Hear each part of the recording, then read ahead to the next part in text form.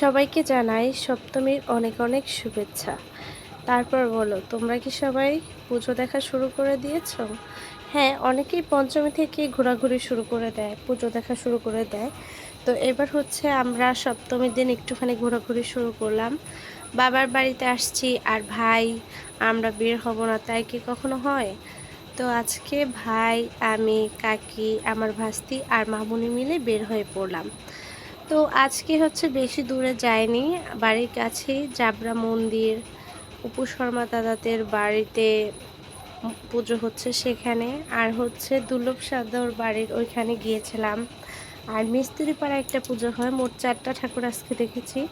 আর আমার ভাই তো মনে করেন লজ্জায় শেষ, তাকে যখনই বলি একটু ভিডিও করে দে, ছবি তুলে দে, সে আমার থেকে বেশি লজ্জা পায়, তাহলে বুঝেন। আর পূজা মানেই তো খাওয়া দাওয়া, তাই সবাই মিলে একটু ঝালমুড়ি খাচ্ছিলাম, ঠাকুর দেখছিলাম।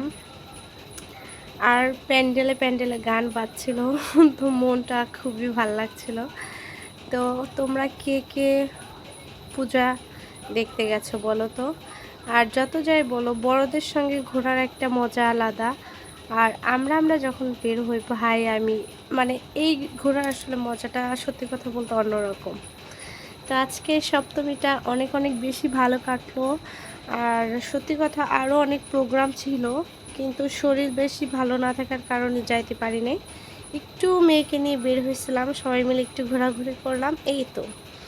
আর মেয়ে মানুষ ভাই, যেখানে যাই ফুচকা চাই, আর যদি দেখতে পাই না খায় কি ফেরত যাওয়া যায় বলো তো?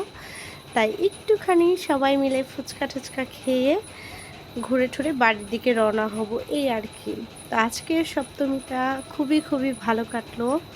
আর এটা হচ্ছে আমাদের অপু শর্মা দাদাদের বাড়ির লাইটিং, প্যান্ডেলিং, ঠাকুর অনেক বেশি সুন্দর হয়েছে। সত্যি কথা বলতে আমি ভিডিওটা অত বেশি সুন্দর করে করতে পারিনি, কারণ আমার মেয়ে কান্নাকাটি করতেছিল। তো তারপরে যতটুকু করা সম্ভব ততটুকু তোমাদের সঙ্গে শেয়ার করার জন্য করেছি।